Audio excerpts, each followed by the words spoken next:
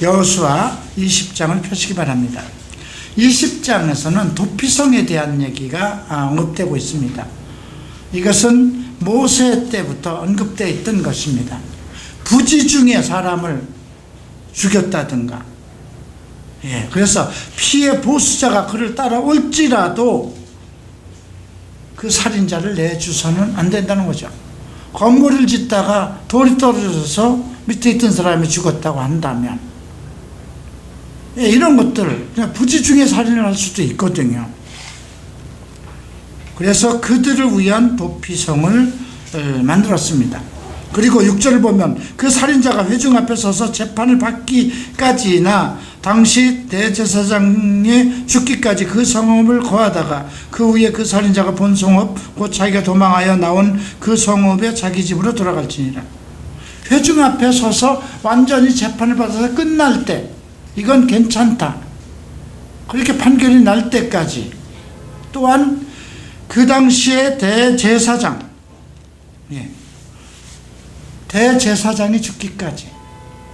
왜 대제사장이 죽기까지 했을까요? 그 대제사장이 모든 죄를 가지고 죽기 때문에 그렇습니다. 우리 예수 그리스도가 대제사장이잖아요.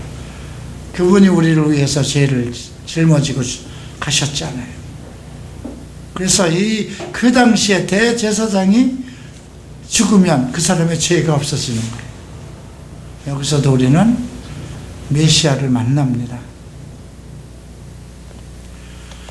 다음 그래서 7절에 보면 납달리 산지 갈릴리 가데스와 에브라임 산지 세겜과 유다 산지의 기레냐를 곧 헤브론을 구별하였고, 이렇게 세 곳을 이렇게 납달리 산지, 에브라임 산지, 그 다음에 유다 산지를 구별합니다.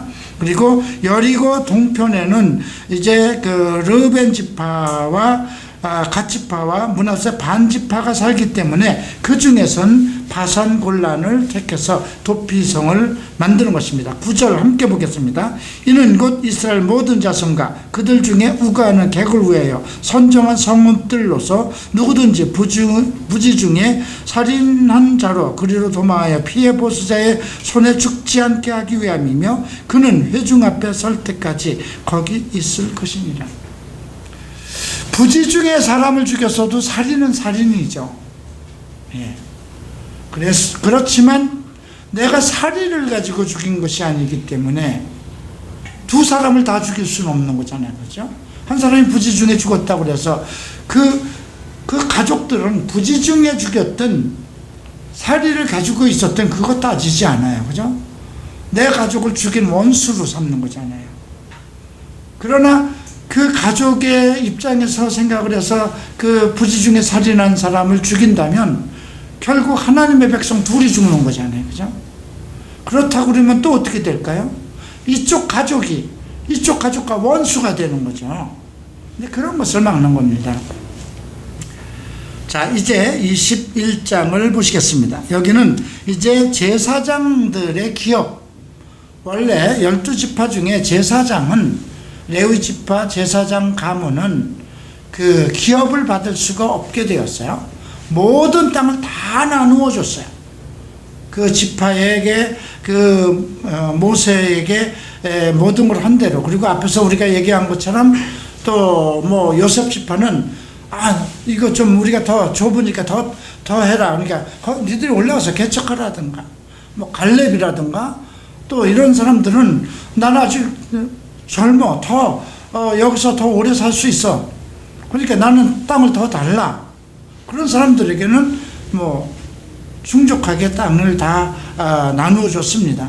그런 상태에서 이제 제사장들이 얘기를 하는 것입니다. 21장 1절 봅니다. 때에 레위 사람의 족장들이 제사장 엘리에셀과 눈의 아들 여호수아와 이스라엘 자손의 지파 족장들에게 나와서, 그러니까 이제 이스라엘의 총회와 같은 그런 지도자 그룹이죠.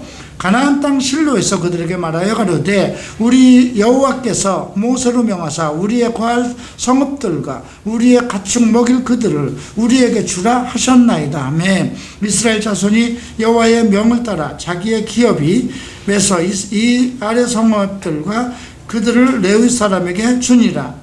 그래서 어떻게 이제 그들에게 주는 내용들이 4절에 보면 그앗 자손이죠. 이거 레위 지파에 나오는 제사장 가문에 나오는 사람들입니다. 그앗 자손을 위하여 제비를 뽑았는데 레위 사람 중 제사장 아론의 자손들은 유다 지파와 시므온 지파와 베냐민 지파에서 제비대로 13성읍을 주었고 이렇게 기록됐습니다. 그앗 자손은 원래 출애굽 직후 그 광야를 여행할 때 그 성막 안에서 가장 중요한 기물을 움직이는 그런 것을 어깨에 메고 운반하는 레위의 둘째 아들입니다. 그래서 고앗의 후손들이라고 합니다. 또 그 남은 고앗 자손들은 에브라임 지파의 가족과 단 지파와 므낫세 반 지파 중에서 제비대로 10성읍을 얻었으며 이제 게르손이 나오죠. 게르손 자손은 이사겔 지파와 가족들과 아셀 지파와 납달리 지파 바산에 있는 므낫세 반 지파 중에서 제비대로 13성읍을 얻었더라. 또 이제 무라리가 나옵니다. 무라리 자손들은 그 가족대로 르우벤 지파와 갓 지파와 스불론 지파 중에서 12성읍을 받았습니다. 자, 그래서 8절에 보면 이제 여호와께서 모세로 명하신 대로 이스라엘 자손이 제비 뽑아 레위 사람에게 준 성읍들과 그들을 이제 그 명단이 쭉 나오고 있습니다. 자, 이제 보면 레위 지파 중에 10절에 9절에 보면 유다 자손의 지파와 시몬 자손의 지파 중에서는 아래 기명한 성읍이 나왔는데 이제 레위 자손 중에서 그앗 자손에 속한 아론이 먼저 제비로 뽑혔어요. 그러니까 그 레위 지파 중에서 그앗 자손들에게 속한 아론 자손이라고 했어요. 그러니까 가장 핵심적인 그 지파죠. 그들에게는 이제 그 나누어주는 그 성읍들이 기록되어 있고요. 이제 16절에 보면 또 다른 지파에게 9성을 내어주고 또 18절에 4성읍 또 19절에 13성읍 이렇게 그래서 많은 성읍들을 각 지파에서 출연을 해서 내놓는 것입니다. 또 그 남은 레위 사람 그앗 자손의 가족 중 그앗 자손에게는 제비를 뽑아 에브라임 지파 중에서 성읍을 주고, 자 24절에 보면 또 4성읍이 나누어지고 있습니다. 또 27절에 보면 레위 자손의 게르손 자손들에게는 므낫세 반 지파 중에서 살인자 도피성 골란성과 그들을 주었고 또 브에스드라와 그들을 주었으니 2성읍이요. 이렇게 또 도피성은 도피성대로 또 성읍은 성읍대로 내어준 내용들이 기록되어 있습니다. 34절로 넘어가겠습니다. 그 남은 레위 사람들은 무라리 자손의 가족들에게 준 것은 스불론 지파 중에서 옥느암과 그들과 가르다와와 그들과 쭉 이제 계속해서 레위 사람들 자손 중에 남는 자들 하나도 불이익을 당하지 않도록 모든 레위 사람들에게 각 지파에서 이제 그 성읍들을 나누어서 주는 내용입니다. 41절부터 45절까지 보죠. 레위 사람이 이스라엘 자손의 기업 중에서 얻은 성읍이 모두 48성읍, 그렇죠? 48개의 성읍을 이스라엘 백성들에게 내준 거죠. 한국 같으면 그렇게 할까요? 우리 요즘 이렇게 재벌들이 싸움을 합니다, 그렇죠? 창업주가 이제 그 많은 재산을 가지고 있는데 자식들이 막 싸우는, 재벌마다 전부 다 분쟁이 일어나고 있죠. 자, 만약에 한국 교회, 이건 이제 뭐 교회 시스템이잖아요. 이스라엘 지파는 하나의 하나님의 총회예요. 교회 시스템입니다. 그러면 한국에 이제 장로교가 처음 초대교회가 하나 세워졌다고 하십시다. 그러면 주변에 있는 모든 것들을 개척해서 그 제자들이 나가서 그들 속에서 이제 헌신한 사람들이 이제 목사가 되려고 신학을 하고 이제 기름 부음을 벗어 목사가 됐다면 그들에게 나누어집니까? 그 지역에 조금 이 서울 같으면 용인에서 오는 건 너무 멀다. 근데 용인에서 한 30명이 살고 있고 그들이 여기까지 차로 오는데 너무 멀다. 그러면 어느 한 제자를 통해서 파송하면서 용인에 있는 지역은 거기서 예배를 드리세요. 이렇게 해줄까요? 일산에서 오는 성도들을 그 지역을 나누어서 자기 교회에서 헌신해서 목사가 된 사람들에게 그걸 내줄까요? 안 그렇잖아요. 예, 이건 대단한 문제입니다. 48개 성읍을 고르내는 건 모세에게 하나님께서 명령한 대로, 모세가 그들에게 지시한 대로 이행을 했다는 것입니다. 한 갈보리 채플 예를 들겠습니다. 제가 갈보리 채플에 헌신하고 10년 정도 됐을 때, 2000년도쯤에 들은 얘기인데, 미국 캘리포니아 일대에 1000개의 갈보리 채플이 있다는 것입니다. 주일날이면 이제 코스타메사로 너무나 사람들이 몰려오니까 체증까지 생기는 거예요. 그래서 그 코스타메사에서는 각 지역에 이미 교회가 세워져 있으니까 오지 마십시오. 네. 그렇게 얘기를 하고 한다는 거죠. 나를 안수한 리키 라이언 목사 얘기를 들었습니다. 그분은 원래 하와이에서 사업을 하던 사람입니다. 큰 레스토랑을 운영했고 그 부인이 가스펠 가수였습니다. 그리고 부동산업을 해서 정말 하와이에서 엄청난 돈을 벌었습니다. 그는 마이크 맥켄토시 호라이즌 채플의 영향을 받아서 이제 마이크 맥켄토시가 이제 전도하고 그래서 하와이에서 가정체프를 시작했습니다. 가정체프를 하다 보니까 많은 사람이 모이기 시작했습니다. 그래서 그럼 여기 지금 목사를 보내줘야 되겠다. 난 평신도인데 목사도 아닌데 사람들이 이렇게 많이 모였는데 어떻게 감당할 수 없다. 그러니까 그래 그러면 네가 우리가 너를 목사로 세워줄 거니까 지금 목사 컨퍼런스로 본토로 와라, 미국으로 와라. 그래서 이제 그 목사 컨퍼런스가 있는 그 길 참석했습니다. 그래서 3일간 컨퍼런스를 다 끝나고 나서 이제 휴게실로 가서 서로 이제 이것저것 게임 오락기라고 그럴까요? 그래서 이제 오락을 하고 있는데 사람들이 나는 이제 시간 됐으니까 가야지, 또 설교하러 가야지, 나는 집에 머니까 다 가더래요. 그래서 한 사람이 남았길래 아니 다 가면 어떡하냐고, 나를 목사로 안수해준다고 해서 이 컨퍼런스에 참석하라고 그래서 참는데 다 그냥 가버리면 어떡하냐 하니까 그래? 그러면 내가 안수하겠다고. 그래서 오락장에서 안수받은 목사라고 얘기를 합니다. 있을 수 없죠, 한국에서는. 네. 원래 그 사람이 안수하기로 했던 목사는 아닌데.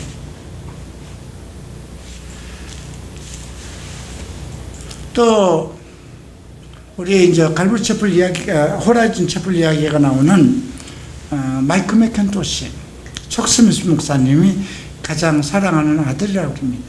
아들처럼 여겼다는 거죠.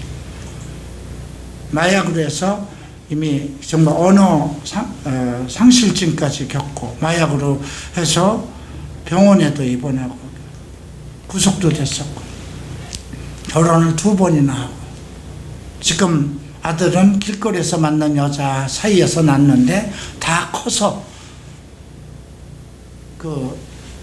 신자 확인서까지 들고 20살이 넘어서 와서 그래서 자기는 아들이 없는 줄 알았는데 다 큰 아들이 와서 그 아들을 이제 후계자로 삼아서 이제 호라이즌 2대 목사가 됐죠. 그 목사가 이제 마이크 맥켄토시가 이제 시작을 하는 거예요. 근데 사람들이 너무 모이는 거예요. 자기 지역에서 이제 시작은. 아니, 이건 지금 난 목사도 아니고, 사람들이 너무 모여서 성경 부르는데 뭐 이걸 어떻게 쓰면 좋겠느냐. 그랬더니 이제, 그러면 목사 안수를 받기 위해서 신청서를 내라고 그러더래요. 그래서 이제 신청서를 냈는데 연락은 없고 6개월이 지나도. 그래서 사람들은 조금 모이고, 그래서 아니, 이걸 왜 나를 어떻게 목사 안수서를 내라고 그래서 신청서를 내라고 해서 냈는데 이거 어떻게 된 거냐. 여기 빨리 사람을 보내주든가 해야 되지 않느냐. 자기는 그래도 거대하게 목사 안수식을 차려줄 줄 알았는데 그러냐고. 사무실에 갔더니 종이 하나 달라고 이렇게 주면서 여기 목사 됐네. 그러고 주더랍니다. 있을 수 없죠, 한국에서. 참 재미있는 시스템입니다. 하나님은 사람을 부르실 때 어떻게 부르실까요? 어떤 경로로 부르실까요? 사람을 통해서 서로 감동과 감화를 서로 갖게 하죠. 서로 이해하게 되고, 서로 합의하게 되고, 서로 느끼게 되고, 예수 안에 있다면, 그리스도 안에 있다면, 지금 재물에 있는 욕심이 있으면 이거 나눠주겠습니까? 근데 문제는 그 가나안 땅을 그 하나님께서 너희가 일하지 않고 싸우지 않고 하나님께서 주신 것이거든요. 기업을. 그러니까 거저 받았으니 거저 나누라는 그런 개념입니다.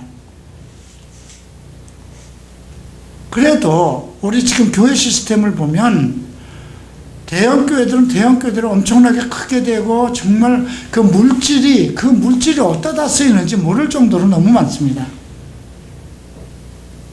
대한민국의 대형 교회들이 각 베트남이나 라오스나 필리핀이나 한 지역에 가서 온전히 정말 섬기려고 든다면 아마 한 지역 정도는 충분히 아이들을 교육시키고 먹이지 않을까 할 정도로 그런 상황이란 말이죠. 그런데도 한국에서 이제 주님 오실 때가 되면 다 없어지고 다 그냥 우리가 하늘로 올라가야 되는데 그 많은 재산을 쌓아서 무엇을 할 것인지. 그래서 오늘 우리 지금 모세를 통해서 명령한 성읍들을 나누고 레위 지파는 하나님을 섬기기 위해서 그들은 어떤 일을 해서도 안 되고 하나님 일만 해야 되는데 그들도 먹고 살아야 되니까 그래서 자기네들이 그 나누어서 받은 땅 중에서 내놓은 성이 48성읍이었다는 것입니다. 자, 43절을 봅니다. 여호와께서 이스라엘 열조에게 맹세해서 주마하신 온 땅을 이와 같이 이스라엘에게 다 주셨으므로 그들이 그것을 얻어 거기 거하였으며 여호와께서 그들이 사방에 안식을 주었으되 안식을 주었다고 그럽니다. 그 열조에 맹세하신 대로 하셨으므로 그 모든 대적이 그들을 당할 자가 하나도 없었으니 이는 여호와께서 그들의 모든 대적을 그들의 손에 붙였습니다. 가나안 땅에도 가나안 그 부족들이 7부족이 뿌리를 내리고 조상 대대로 살아왔던 것이잖아요. 그런데 그걸 다 빼앗아서 이스라엘 백성에 줬는데도 하나님께서 그 사방 모든 땅에 하나님의 안식을 주었다는 것입니다. 그래서 대적하는 사람들이 아무도 이스라엘 백성에게 대적을 하지 않았는데 그 이유는 무엇이냐? 하나님께서 모든 대적들을 이스라엘 백성들 손에 붙였기 때문이라는 거죠. 중요한 것은 하나님이 안식을 주셨다는 것입니다. 45절 봅니다. 여호와께서 이스라엘 족속에게 말씀하신 선한 일이 하나도 남음이 없이 다 응하여야 됩니다. 하나님의 안식이 이루어지고 하나님의 선한 일이 하나도 남김없이 이루어졌다. 참 대단한 겁니다. 22장을 보시겠습니다. 이제 그때 여호수아가 루벤 사람과 갓 사람과 므낫세 반지파를 불러서 그들에게 이르되 여호와의 종 모세가 너희에게 명한 것을 너희가 다 지키며 또 내가 너희에게 명한 모든 일에 내 말을 너희가 복종하여 오늘날까지 날이 오래도록 너희가 너희 형제를 떠나지 아니하고 오직 너희 하나님 여호와의 명하신 그 책임을 지키도다. 원래 그들은 요단 건너오기 전에 그들이 요청한 땅이 있었어요. 우리는 여기서 살겠습니다. 그랬을 때 이제 모세가 뭐라고 얘기하냐면, 그러면 너희가 같이 가서 안식의 땅, 그 요단강 건너서 가서 그 모든 가나안 7부족을 다 멸하고, 이제 하나님께서 그들에게 이제 안식을 주고 평안을 주고 그 땅을 다 허락해서 안착했을 때 너희는 돌아와서 그 땅에서 살라, 이렇게 명령한 거거든요.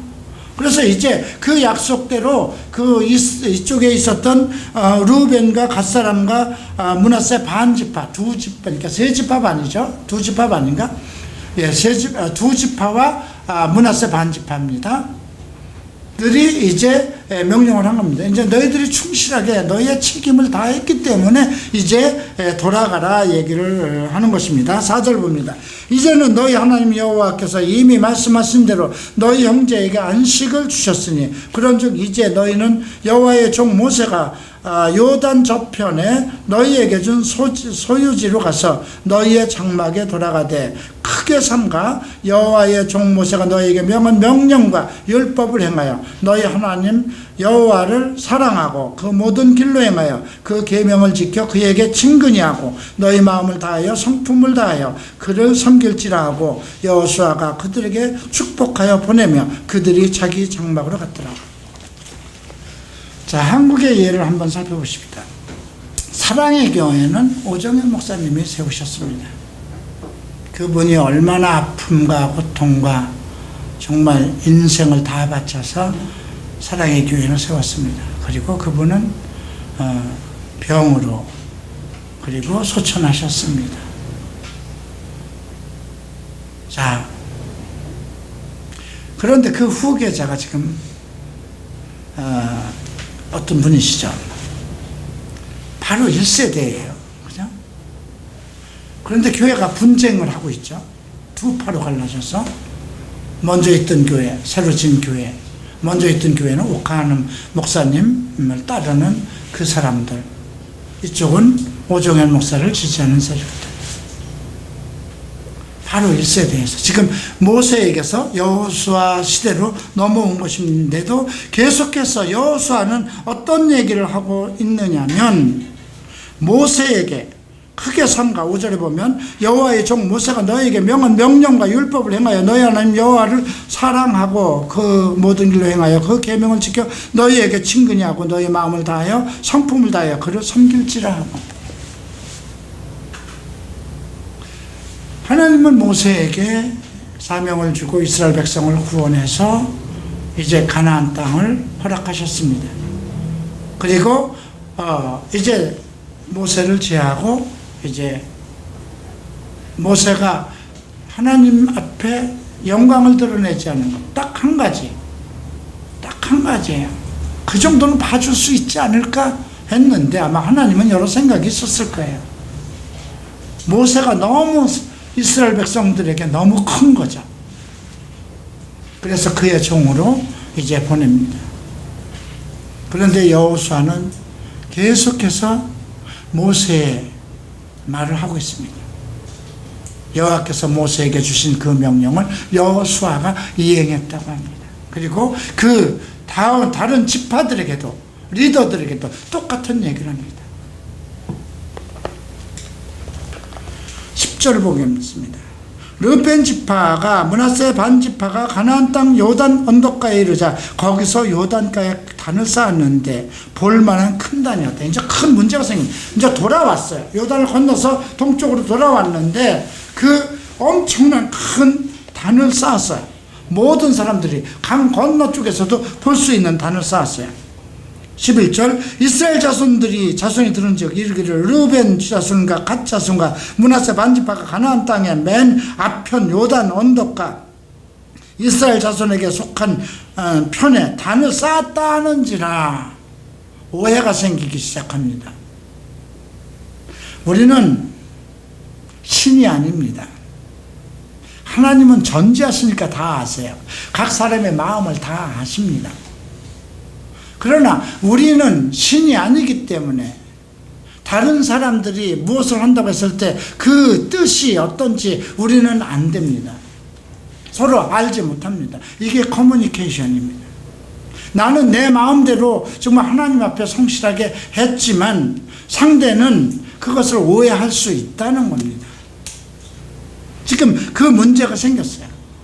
이들은 정말 그 모세가 명령한 대로 가서 백성, 그 이스라엘 백성들 그 12지파와 힘을 합해서 완전히 가나안 땅을 초토화시키고 그것을 다 차지한 후에 이제 모세를 통해서 지정되어 있는 자기네 그 에덴 강 건너 동쪽에 이제 그 땅을 하면서 무엇인가 우리는 길이 하나님과의 관계, 모세와의 명령과의 관계를 잊지 않게 하기 위해서 단을 쌓았지만 저쪽에서 강 건너서 봤을 때는 뭐야 이거, 너희들 건너가자마자 너희들 단을 따로 쌓은 거야? 이렇게 되는 겁니다. 자, 11절 이스라엘 자손들이 들은즉 이르기를 르우벤 자손과 갓 자손과 므낫세 반지파가 가나안 땅 맨 앞에 언덕가에 속한 단을 쌓았다 하는지라. 이스라엘 자손들이 이를 듣고 곧 이스라엘 자손의 온 회중이 실로에 모여 그들과 싸우러 가려 하니라. 이스라엘 자손이 제사장 엘리야셀의 아들 비느하스를 길르앗 땅으로, 이제 비느하스가 또 나서네요. 르우벤 자손과 갓 자손과 므낫세 반지파를 불러 보게 하되 이스라엘 각 지파에서 한 방백씩 10방백을 그와 함께 하게 하니 그들은 각기 1천만 중에 족속의 두령. 그러니까 비느하스만 보낸 것이 아니라, 제사장 비느하스만 보낸 게 아니라 각 1천만 이스라엘 각 지파의 대표들, 족장들을 함께 두령들을 보냅니다. 자, 그들이 길르앗 땅에 이르러 르우벤 자손과 갓 자손 므낫세 반지파에게 나가 말하여 가로되 이스라엘 온 회중이 말하기를 너희가 어찌하여 이스라엘 하나님께 범죄하여 오늘날 여호와를 쫓는 데를 떠나서 자기를 위하여 단을 쌓아 여호와를 거역하느냐 하느니라. 부올의 죄악이 인하여 여호와의 회중이 재앙이 내렸으나 오늘까지 우리가 그 죄의 정결함을 얻지 못하였거든. 그 죄악이 우리에게 부욕하여서 오늘날 너희가 돌이켜 여호와를 쫓지 않고자 하느냐. 너희가 오늘날 여호와를 배반하면 내일은 그가 이스라엘 회중에게 진노하시리라. 부올의 그 죄악은 무엇일까요? 이건 발람의 그 유혹에 빠진 이스라엘 백성들이 그 발람의 그 우상에게, 발람의 유혹에 빠져서 그 어떤 성적인 음행이 일어났던 사건을 얘기하는 것이죠. 그것이 아직도 우리의 회중 속에서 남아있는데, 우리 이스라엘 지파 기억 속에 남아있는데 너희가 지금 또 다른 산을 쌓느냐. 왜냐하면 그 당시 이스라엘이 그 가나안 땅으로 오는 여정 중에서 그 시딤에 머물고 있을 때 그 발람이 단을 쌓았던 거거든요. 그 당시에 이제 이런 그 가나안 땅에 있었던 많은 그런 것들이 지금도 이제 내려오는 많은 그 이단성 있는 것들이 결부되어 있지만, 지금 그 당시에 이제 애굽이라든가 전 세계 가운데 모든 신들이 그 어떤 몰렉이라든가 이런 신들, 암몬 신들이 다 이와 연관되어 있는 신들이거든요.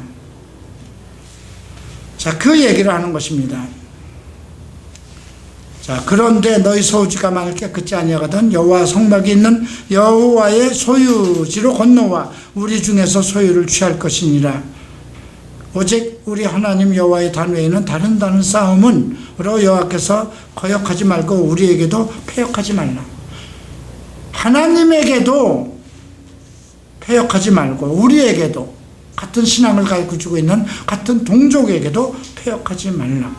세라의 아들의 바친 물건에 대해서 범죄하였으므로 이스라엘 회중이 진노가 임하지 아니하였느냐. 그 죄악으로 망한 자가 그 사람뿐이 아니었느니라. 이거는요, 뭔 얘기를 하는 걸까요? 지체라는 거예요. 공동체라는 거예요. 한 사람이 잘못하면 하나님의 진노는 전체에게 임한다는 것입니다. 바알부올에, 그러니까 여기서 부올에 발람 거짓 선지자에게 미혹되어서 이스라엘 한 사람이, 그 족장 하나가 그쪽 여인과 함께 올려서 음액에 빠졌을 때 하나님께서 불뱀을 보내서 그들을 죽였듯이 한 사람이 한 지파의 잘못은 전체로 하나님께서 책임을 물으신다는 거죠. 그리고 지금 아간 자손 그 일을 얘기합니다. 이스라엘에게는 나라는 개념이 없습니다. 우리라는 개념이 있습니다.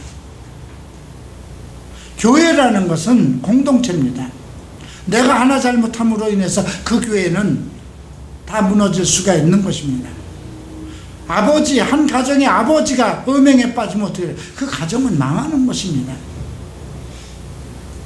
그래서 그 바울은 고린도 교회에서 그 얘기를 합니다. 아버지의 첩을 통간한 그 아들을 왜 너희들이 책망하지 않았느냐? 내가 멀리 떨어져 있으나 너희와 함께하여서 그 아들을 사탄에게 던져버렸다고 그러죠. 너희는 누룩이 없는 선한 가루다 얘기를 합니다.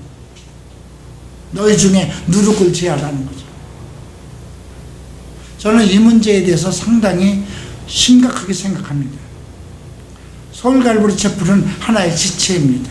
우리는 성결에 정결을 요해야만 하는 교회입니다. 그것이 술이었든 그것이 도박이었든 그것이 성적인 거였든 동성애였던 것인지 어떤 우상에 관한 것인지 우리는 어느 한 사람이 어떤 더러운 곳에 얽히면 지체가 전부 다 더러워질 수 있는 그 누룩을 용납해서는 안 된다는 것입니다. 지금 비느하스와 열 방백들이 와서 그 이야기를 하는 것입니다. 이제 21절에 르벤 반지파와 갓지파와 므낫세 반지파가 이스라엘 자손 1천만인 두령에게 답변하는 내용입니다. 전능하신 자 하나님 여호와, 전능하신 자 하나님 여호와께서 하시나니 이스라엘도 장차 알리라. 전능하시다는 거예요. 모든 능력과 권세와 모든 것을 아시는 그분 엘샤다이 하나님께서 아시기 때문에 이스라엘도 알 것이다. 이 일이 만일 여호와께 패역함이나 범죄함이거든 주는 오늘날 우리를 구원치 마옵소서. 여기 있는 족속을 다 죽여도 좋습니다. 이겁니다. 우리가 단을 쌓은 것은 돌이켜 여호와를 쫓지 아니하려 함이 아니라 혹시 그 위에 번제나 소제를 드리려 함도 아니요 혹시 화목제물을 드리려 함이 얻은 그 위에 번제나 소제를 드리려 함이거나 혹시 화목제물을 드리려 함이 얻은 여호와와 친히 벌을 하옵소서. 제단은 모든 예배 제단은 하나님께서 정한 곳에서 드려야 되는 거거든요. 근데 별도의 제단을 쌓아서 우리가 번제를 드리든 화목제를 드린 것이면 우리를 벌하여 달라는 것입니다. 우리의 목적이 있어서 주의하고 이같이 하였노라 고 생각하기를 후일에 너희 자손이 우리 자손에게 말하여 이르기를 너희가 이스라엘 하나님 여호와와 무슨 상관이 있느냐. 너희 르벤 자손 갓 자손아 여호와께서 우리와 너희 사이에 요단으로 경계를 삼으셨나니 너희는 여호와께서 분깃이 없느니라 하여 너희 하나님 자손이 우리 자손으로 여호와 경외함을 그치게 할까요? 우리가 말하기를 우리가 이제 한 단을 쌓기를 예비하자 하였느니 이는 번제를 위함이 아니요 다른 제사를 위함도 아니다. 우리는 하나님께 드리는 제단을 따로 쌓은 것이 아니다. 다만 이 시대가 끝나고 다음 시대가 왔을 때에 너는 우리와 관계없다. 너희는 요단강 전쪽이잖아. 우리는 하나님께서 주신 땅은 원래 요단강 안에 건너가서 가나안 땅을 주셨다고 하는데 너희들 요단강 바깥 사람이잖아. 그렇게 된다고 했을 때 그렇잖아요. 지금은 다 아는 거지만 다음 세대는 모르는 거예요. 그죠? 저는 이 말씀을 보면서 제가 왔을 때 한국엔 갈보리 채플이 없었습니다. 석스미스 목사님이 1982년도에 한번 소망교회를 방문한 이후에 그리고 갈보리 채플에 대한 소문들은 갈보리 채플 속에 미국을 다녀온 사람들 속에 있었지만 갈보리 채플이 없었습니다. 내가 43살의 변화를 받고 45살 5월 21일 날 공항에 도착해서 그해 12월 7일 날 가정체불로 시작해서 우리 가족과 함께 갈보리 체프를 시작했습니다. 그리고 그 다음 해에 척스미스 목사님이 한국에 와서 2,500명의 목회자들 세미나를 하고 가셨고, 그 다음 해에 나를 안수할 리키라이언이 와서 내가 교회를 개척해서 한 20명 정도가 예배 드리는 것을 보고, 그리고 1995년 6월 달에 산타바바라 갈보리 체프에서 개최하는 리얼 페스티벌에 나를 초대해서 척스미스 목사님이 있는 곳에서 나를 안수했습니다. 이미 2년 전에 일본에서 하나님께서 너를 안수하라 하셨기 때문에 안수하겠다 하고 히라노 목사님과 같이 손을 얹어서 나를 목사로 임명하신 후 2년 후의 일입니다. 그런데 그 후에 미국에서 어떤 팀이 왔습니다. 미국에서 정식으로 코스tam에서 성경대학을 졸업한 어느 목사, 지금 한국 요 가까운 지역에 와서 있습니다. 그분은 지금 갈보리 체프를 사역도 안 하고 비즈니스맨으로 있습니다. 그분과 그리고 6개월 후에 또 천안에 와 있는 김인호 목사님과 빅터가 이제 들어왔습니다. 근데 그 사람들 얘기는 한국 사람들이 물어봅니다. 서울의 이현아 목사는, 서울 갈보리 체프 이현아 목사는 뭐냐? 우리는 모른다. 그는 우리와 같지 않다. 그는 일본에서 왔다고 하는데, 호라이즌 체플 히라노 고이치 목사가 안수를 했다고 그랬는데 그것도 소문입니다. 저는 미국의 산타바바라 갈보리 체플에서 안수를 받은 사람입니다. 그럼에도 불구하고 내가 호라이즌에서 생활을 하고 또 호라이즌의 집회에, 전도 집회에 참여했던 리키라이언이 어떤 하나님의 계시를 받아서 안수한 걸 통해서 전달됐기 때문에 그들은 그렇게 얘기를 합니다. 히라노 목사의 제자인데 그 호라이즌 체플은 우리와 다르다. 뭐가 다를까요? 호라이즌을 세운 것은 마이크 맥켄토시고, 마이크 맥켄토시는 척스미스 목사의 12제자 중에 하나입니다. 그러면 호라이즌이 다르면 라울리스도 달라야 되고, 예? 다 달라야 됩니다. 그레물로리도 달라야 되고. 그러나 이쪽에 있는 사람들은 모릅니다. 한국 사람들. 결국 서울 갈보리 체프는 이상한 교회였구나. 성도들이 남아있겠습니까? 2년도 안 돼서 서울 갈보리 체프를 문 닫았습니다. 그런 역사를 우리는 가지고 있어요. 근데 지금 이런 문제가, 그러니까 이게 뭐가 안 된 겁니까? 커뮤니케이션이 안 된 거예요. 이건 사람들 사이에 있을 수 있는 거거든요. 지금 여기서 요구하는 것은 무엇일까요? 정확한 커뮤니케이션이 안 됐다는 것이죠. 만약에 이쪽 동쪽으로 오려고 했던 루벤과 갓지파와 므낫세 반지파가 떠나오기 전에 여호수아가 있는 자리에서 그 1천만인 두령들이 있는 그 총회 속에서 우리가 저쪽으로 건너가서 만약에 이런 문제가 앞으로 생길 거면 어떡하겠냐. 그래서 우리는 그곳에서 무엇을 어떻게 하겠다. 이런 얘기를 하고 왔으면 문제가 안 생기는 거예요. 그런데 강을 건너 딱 와보니까 그런 생각이 나는 거예요. 그럴 수 있어요. 하나님은 모든 것을 그렇게 정확하게 인간의 마음에 정확하게 타이밍을 맞춰서 그렇게 하시지 않으시니까.